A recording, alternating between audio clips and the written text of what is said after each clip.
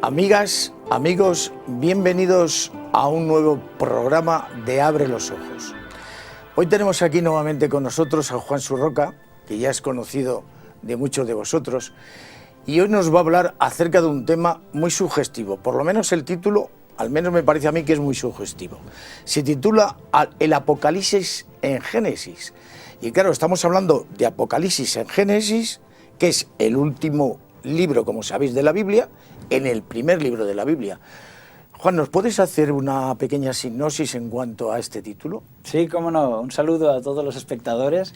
Y bien, el mismo Jesús fue el que unió Génesis y Apocalipsis con las dos manos, ¿verdad? Cuando dice, como en los días de Noé, así será también la venida del Hijo del Hombre. Es decir, lo que sucedió en el Génesis, así sucederá también en el Apocalipsis. Y hay muchos más enlaces de estos en la Biblia que están relacionando relatos del Génesis para que podamos entender mejor lo que nos cuenta Apocalipsis, lo que está hablando, ¿verdad? Concretamente en el tema este del Arca de Noé, pues es impresionante. En Génesis capítulo 6 nos dice el relato que Dios decidió extinguir aquella generación y dejar que sobrevivieran solamente unas cuantas personas.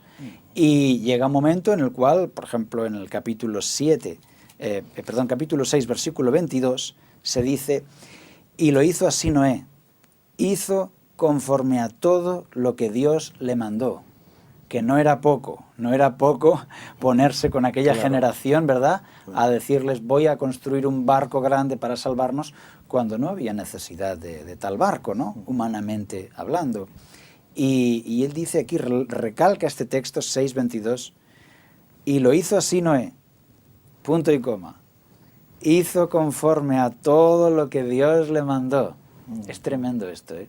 Ojalá se pudiera decir de nosotros, ¿no? Claro. Ojalá se pudiera decir de mí. Y así lo hizo Juan, hizo todo lo que Dios le mandó. Eso sería extraordinario, porque en el capítulo 7 encontramos ya este tremendo desenlace. Capítulo 7, versículo 16, por ejemplo, dice, y los que, dice al final del versículo, y Jehová le cerró la puerta. Es decir, que no cerró Noé la puerta del arca, sino que fue Dios quien cerró esa puerta. Y esto tiene un significado muy importante. La puerta de la salvación, la puerta de la gracia, es una puerta que solamente Dios puede cerrar, ningún hombre lo puede cerrar. En Apocalipsis 3:7 se presenta a Jesús. Ahora nos vamos a Apocalipsis, ¿verdad? Uh-huh. Y se nos presenta a Jesús como aquel quien abre y ninguno cierra, y aquel que cierra y ninguno abre. Es decir, que cuando Jesús abre la puerta de salvación, nadie la puede cerrar, nadie puede hacer que tú no te salves. La puerta de la salvación está abierta, Jesús la ha abierto porque ha muerto por ti en la cruz, ha pagado el precio, ha muerto en tu lugar y ha abierto la puerta de la salvación.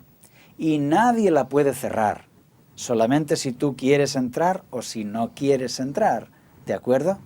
Totalmente. Pero nadie puede cerrar esa puerta. Pero al mismo tiempo, Jesús, dice el texto, que es aquel que cierra y ninguno abre. Es decir, cuando termine el juicio, cuando todo sea decidido, cuando el caso de cada uno haya sido decidido, ¿verdad?, cuando se cierre esa puerta de la salvación, entonces ya nadie la puede abrir. Al igual que la puerta del Arca de Noé, nadie la pudo abrir para colarse de mala manera.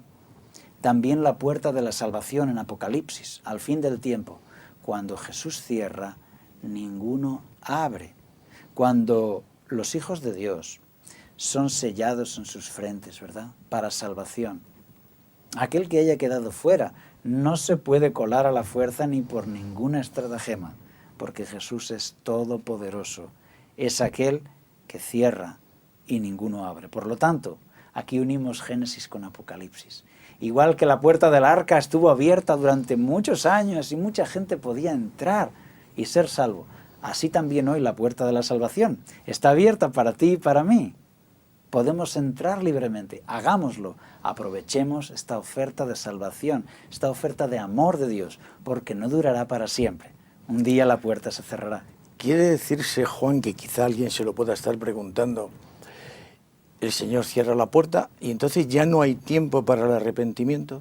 Así es. Ajá. Es decir, este mundo es un mundo de sufrimiento, de llanto, de dolor. Hay muchas tragedias que pasan debido al pecado. Dios ha prometido resolver esto y traer su reino, traer un mundo feliz, un mundo perfecto. Por lo tanto, Él va a venir para hacer justicia. Siempre alguien podría decir, no, vamos a darles un tiempo más, a ver si se arrepiente, pero con ese tiempo más, el mundo sigue sufriendo, la muerte se sigue cebando en la humanidad, el hambre, la enfermedad, el sufrimiento, hogares rotos, guerras, todo esto. Por lo tanto, Dios un día va a decir, basta, hasta aquí. Y aquellos que hayan entrado por la puerta de salvación hasta ese momento, pues están dentro. Pero los que no han querido entrar quedan fuera, y quedan fuera para siempre. Este texto es tan vistoso, tan importante, que el mismo Jesús lo menciona. En el Evangelio de Mateo, capítulo 25, versículo 10, dice así el Señor Jesús. Pero mientras ellas iban a comprar, vino el esposo, y las que estaban preparadas entraron con él en las bodas, y se cerró la puerta. Volvemos a encontrar en el Evangelio, en la parábola de las 10 vírgenes de Mateo 25, la misma situación. Se cerró la puerta y ya no podía entrar nadie más, como pasa también en Apocalipsis. Está claro, Juan. Quizá hay algo que puede ser interesante, bajo mi punto de vista, aclararlo, y es que quizá puede ser que alguien piense, caramba, el Señor cierra la puerta, y entonces alguien que se ha arrepentido posteriormente no le da opción a que pueda entrar por esa puerta. Quizá no puede ser que quizá el Señor en su infinito amor, porque es todo amor, cuando Él cierra esa puerta, sabe que no hay ningún corazón que haya quedado fuera, que se vaya a arrepentir, que ya no va a haber un arrepentimiento en ningún corazón, y entonces Él dice, no lo va a haber, entonces cierro la puerta. Pero que mientras Él sepa que hay un corazón, un solo corazón, que puede llegar a ese arrepentimiento, no la cerrará. Así es, y así lo enseña también la Biblia. Por eso, mientras caen castigos sobre la tierra, el libro de Apocalipsis insiste, y ni aun así se arrepintieron de sus malas obras, etc. Y lo repite por segunda vez, y ni aun así se arrepintieron, no se arrepienten, no aprovechan esa oportunidad y quedan fuera. Dios está deseando salvar a todos aquellos que pueden, porque Él ama a las personas más que nosotros. A veces pensamos que Dios es duro y severo. Dios nos ama con un amor tremendo. Amor. El amor humano sí que es frío, selectivo y de corta duración, ¿verdad? Pero el amor de Dios es tan diferente. ¿Hay alguna correlación entre... Es muy interesante este tema, de la correlación que puede haber entre el primer y el último libro de la Biblia. Realmente yo creo, a mí por lo menos me está resultando muy interesante, y estoy convencido que a las personas que nos están viendo también. ¿Hay alguna correlación también en cuanto a la Torre de Babel? Con respecto... Sí, la historia de la Torre de Babel, ahí inicia la cultura que llamamos Babilonia, ¿no? Aparece mucho en la Biblia, muy presente en la Biblia, en la historia de la Biblia y también en Apocalipsis. Empieza en Génesis 11:4, la historia de la Torre de Babel. Un grupo de personas que deciden hacer un nuevo orden mundial y ponen una torre ahí alta, símbolo de su orgullo. Dicen que nos dará un nombre, los hará famosos por todo el mundo.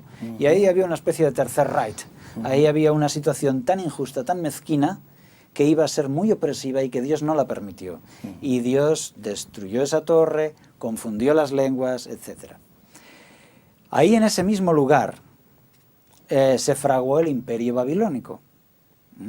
El lugar desde el cual se le dice a Abraham, sal de Babilonia, sal de aquí. Y ahí empieza esa historia, ¿no? Sal de Babilonia. Primero, cuando es herida la Torre de Babel y todos se tienen que ir. Es como si Dios les dijera, sal de Babilonia, que esto aquí no puede continuar.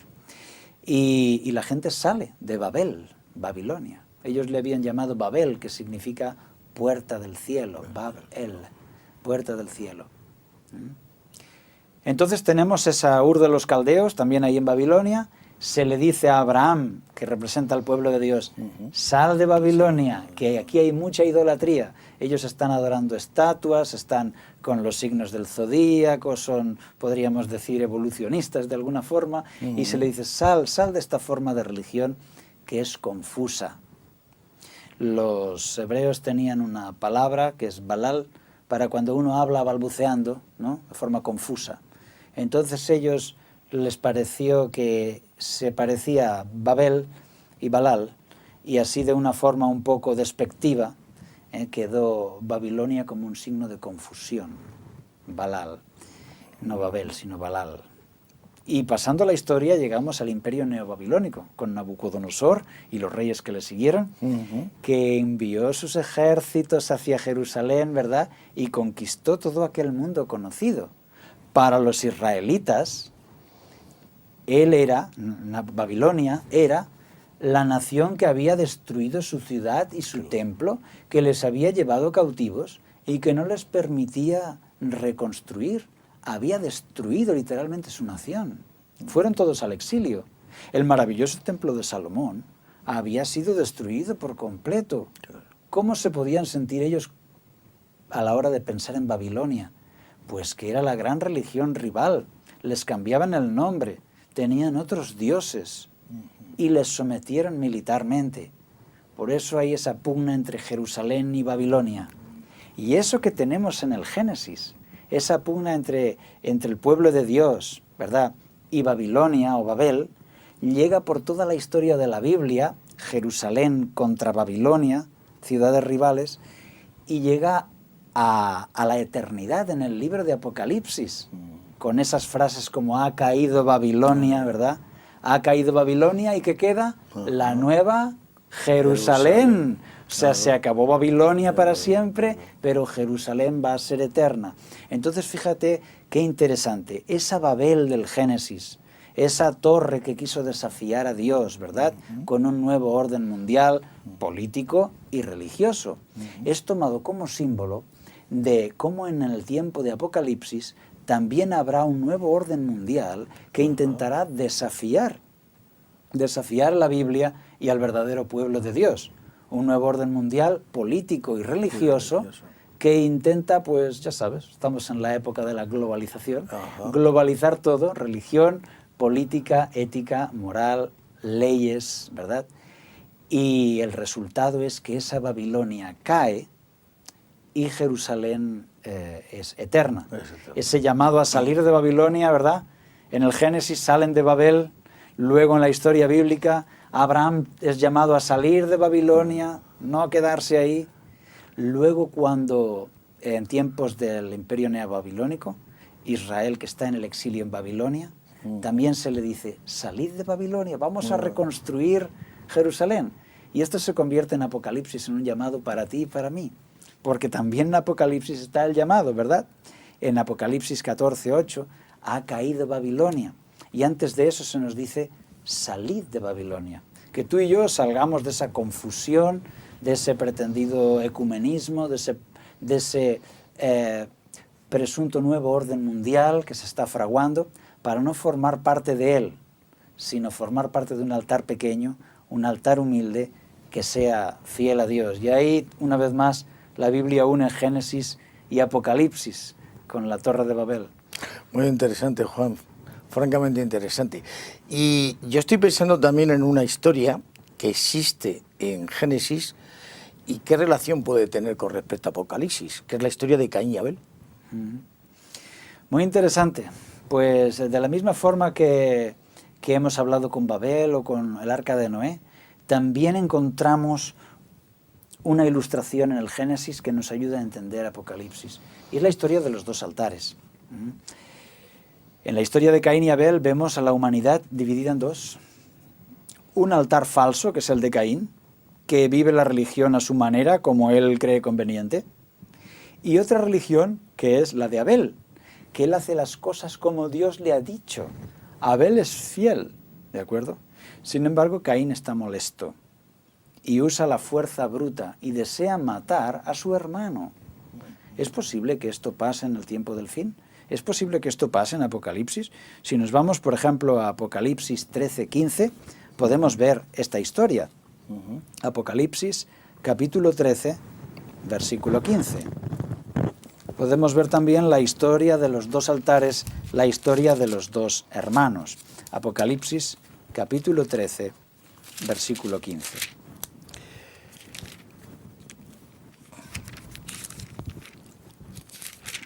Dice así: y se le permitió infundir aliento a la imagen de la bestia, para que la imagen hablase e hiciese matar a todo el que no la adorase. Habla aquí de adoración. ¿Quiere decir este texto que en el tiempo del fin que describe aquí va a haber un poder que va a exigir adoración y servilismo completo, ¿no? Y que va a exigir esa adoración incluso a una pena de muerte? Esto lo hemos visto en los tiempos de la Inquisición, en la Edad Media, ¿verdad? Esto lo vimos también en los tiempos del Imperio Romano, ¿verdad? Que había que adorar al emperador, ¿verdad? Y la verdad es que cuando habla aquí del tiempo del fin, se puede ver todo el capítulo, el que quiera estudiarlo, pues nos dice lo mismo, que esa imagen de la bestia para el tiempo del fin hace adorar a todos, y aquel que no quiera adorarla tiene pena de muerte. Así lo dice Apocalipsis 13:15. E hiciese matar a todo el que no la adorase. Es muy interesante y este texto merecería todo un programa para un estudio muy hermoso y profundo, ¿no? Pero básicamente es esto. Al final del tiempo, la Biblia nos presenta este escenario. Hay dos altares y se exige que se adore en el altar grande. Y el altar pequeño es el altar fiel, pero el altar grande tiene el poder, ¿verdad? Como pasaba con el Imperio Romano, ¿verdad? Que el emperador tenía un altar y todo aquel que no echase un poquito de incienso en el altar del emperador era considerado un traidor, un desleal. Claro, los cristianos no estaban dispuestos a echar una cucharadita de incienso ahí, porque era adorar al emperador como a un dios, ¿verdad? Por lo tanto, eran echados a los leones. ¿Puede eso pasar en el tiempo futuro? En un tiempo cuando hablamos tanto de derechos humanos, ¿verdad? De Naciones Unidas, etcétera, etcétera, etcétera. La Biblia nos dice que sí. Claro. La Biblia nos dice que basta un golpe de Estado, basta una situación de crisis, un cambio de gobierno, para que los derechos civiles se pierdan. Basta una situación de emergencia para que los derechos civiles sean dejados para más adelante, ¿verdad? Y se intervenga por la fuerza. Hoy en día cualquier persona es posible que sea catalogada como terrorista e incomunicada por varios días, ¿verdad? Simplemente porque se sospecha de alguna forma de deslealtad al sistema. Entonces, tal como lo vimos en Génesis, lo vemos en Apocalipsis. No son una asociación de ateos los que van a venir a perseguir a los cristianos, a los verdaderos cristianos. No, va a ser una asociación de creyentes cristianos, un altar grande, popular, poderoso, rico y con gran influencia política. Va a ser ese altar el que va a decidir matar a su hermano Abel, el del altar fiel. Porque Caín tiene su propio altar, Caín no es ateo.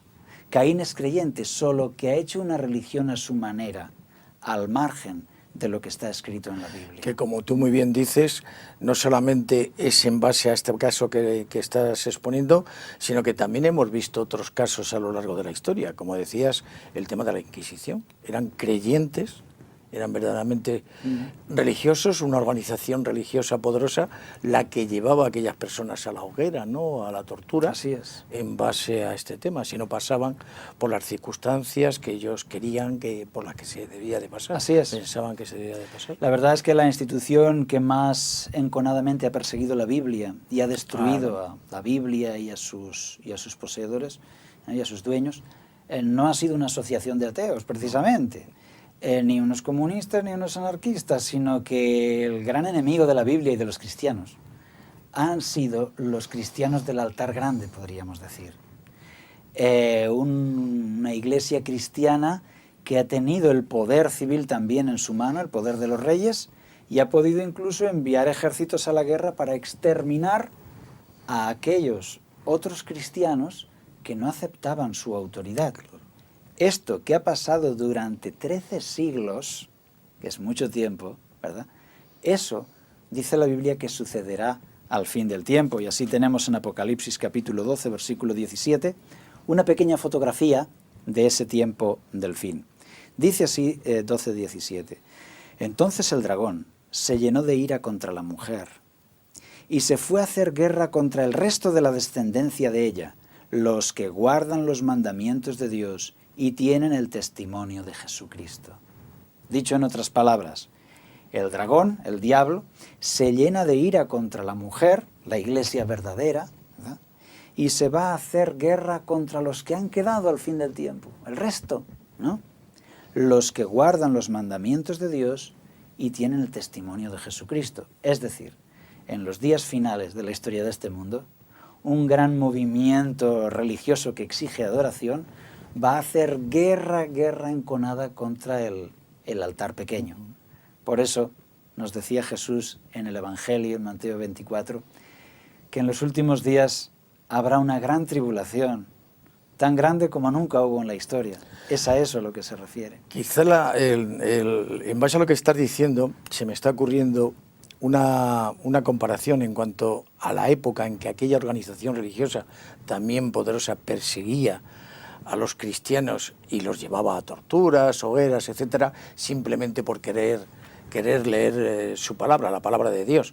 Entonces tuvo que venir, el Señor quiso que viniera un Salvador, o digamos un hombre que dijera solo Escritura, o el hombre solamente por la fe será salvo, el justo solo por fe, que fue el caso de Martín Lutero, ¿no?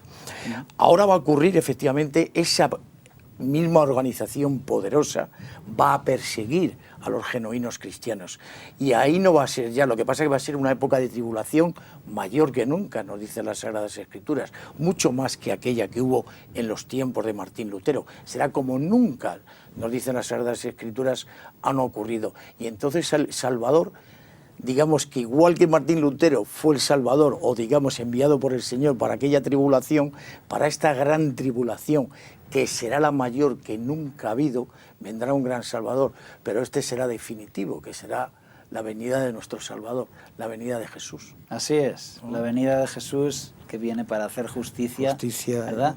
Como el séptimo de caballería que aparece en algunas películas, que cuando ya están todos ya comidos por los indios, que ya no saben dónde ir, desesperados, ¿verdad? Pues aparece el séptimo de caballería con la trompeta y salva a aquellos supervivientes, ¿no? Esta escena es la que Apocalipsis nos pinta. Claro. Perseguidos, pero no abandonados, ¿verdad? Que sufren, que pasan un apuro, pero que Dios los libra y les da la vida eterna. Así es. Y hay otra historia también que puede ser interesante para poder transmitirla a nuestros amigos, y es la angustia de Jacob. La angustia de Jacob es un tema muy interesante reflejado en Génesis, y también pudiera ser interesante, Juan, que nos pudieras explicar qué correlación o relación, digamos, puede haber entre la angustia, la gran angustia de Jacob en Génesis y la gran angustia en Apocalipsis. Interesante, porque Jacob vive una noche de angustia muy importante. La historia es que Jacob hizo algunas cosas mal, engañó a su hermano Esaú y para quedarse con la primogenitura. Entonces su hermano Esaú juró matarle, pero ante ese peligro Jacob se va al extranjero y él pasa muchos años en el extranjero. La amenaza de su hermano estaba latente, y con cierta razón, porque Jacob le había engañado. El caso es que ahora encontramos a Jacob, ¿no? En el capítulo, por ejemplo, 32 de Génesis, encontramos a Jacob que regresa con su familia, sus niños, la esposa, los ganados, etcétera, ¿verdad? Y regresa y le dicen que viene Esaú, y él no sabe si Esaú viene a matarle como había jurado, o si Esaú viene para abrazarle y perdonarle. Así es que envía un vigía, ¿no? Y le dice, pues Esaú viene, y viene con 400 hombres armados. Y dice Jacob, pues este viene a matarme. Nadie viene a darme un beso con 400 hombres armados. Viene a matarme. Y así hubiera sido si Dios no hubiera intervenido. Pero Dios interviene. Entonces, Jacob dice, ahora por mi error, por mi culpa, va a venir este ejército y nos va a exterminar a todos. Y él le pide a Dios que eso pueda cambiar y vive una noche de angustia. Esa angustia de Jacob, del Génesis, sirve de ilustración para la de Apocalipsis, un tiempo en el que el pueblo de Dios, los que sean salvos, pasan una angustia porque saben que Jesús viene y viene con un gran ejército, es el regreso de Jesús a la tierra, ¿verdad?, para hacer justicia, viene y él no sabe si viene para matarle o para abrazarle, igual que Jacob en su... ¿Por qué? Porque él sabe que ha hecho cosas mal y él quiere estar seguro de que Dios las ha perdonado, pero no está seguro. Todos nosotros hemos cometido errores, hemos hecho cosas malas, ¿verdad? Dios las perdona, pero tanto tú como yo, errores del pasado, cosas graves, ¿verdad? Le pedimos a Dios que las perdone, pero de alguna forma pesan ahí.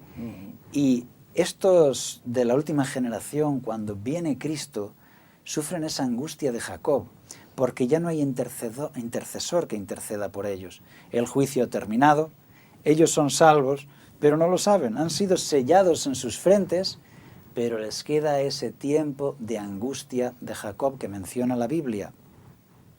Gracias a Dios, ellos han sido perdonados y cuando viene Cristo, al igual que pasó con Jacob, viene para abrazarles. Jacob se acercó a Esaú, le abrazó y lloró y quería hasta escoltarle hasta casa.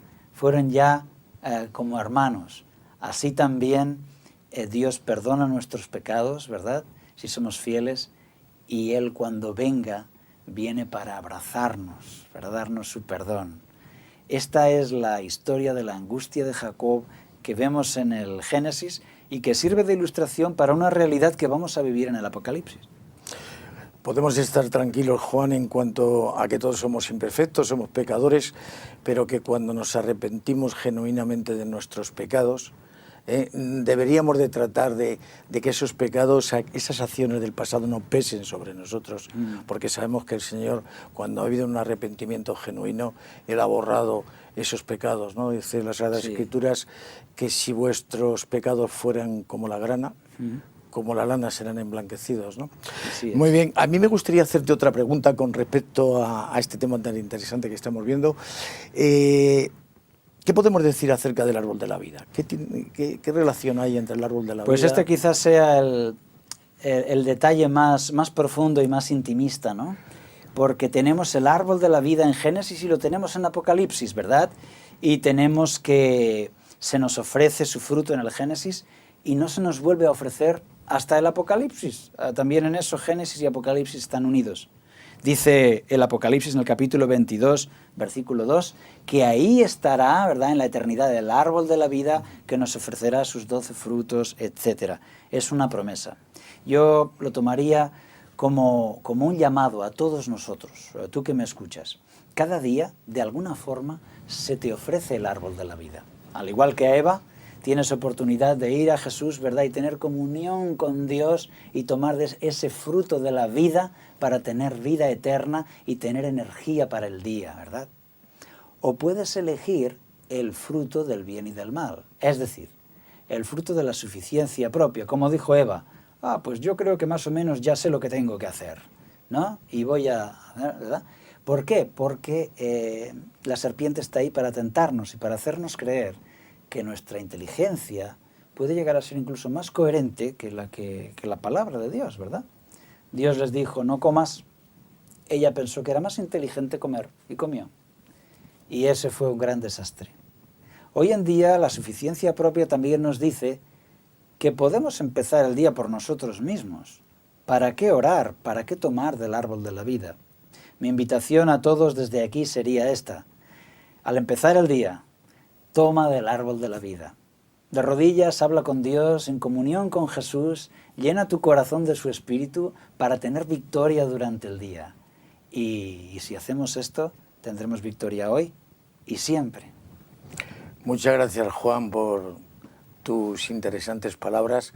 Te invitamos a que puedas seguir transmitiendo este conocimiento tan interesante para todos, que nos va a hacer crecer en el conocimiento de Dios, y que nuestros amigos puedan también ver en sucesivos programas estas palabras que tú diriges para bien de todos y para gloria de Dios.